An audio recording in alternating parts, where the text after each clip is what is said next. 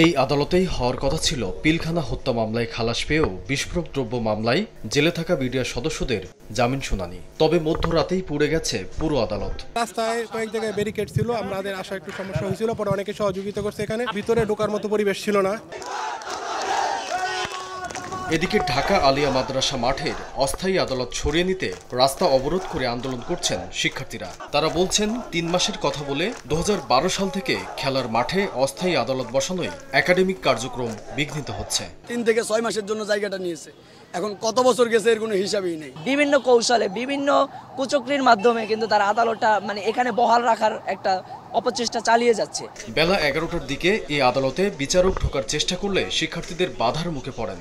পরে আদালত পরিদর্শন করেন বিচারক ও আইনজীবীরা। রাষ্ট্রপক্ষের আইনজীবী জানান, বিচার কার্য পরিচালনার অবস্থা না থাকায় এই আদালতে শুনানি করা সম্ভব নয়। এই প্রেক্ষাপটে নিঃসন্দেহে এখানে আদালত পরিচালনা করার মতো কোনো প্রেক্ষাপট নাই।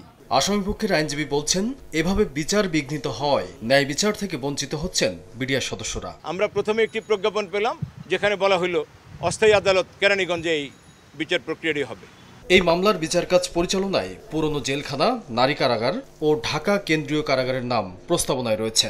১৯ জানুয়ারি নির্ধারিত হয়েছে মামলার পরবর্তী শুনানির তারিখ। আমান নবী, সময় সংবাদ, ঢাকা।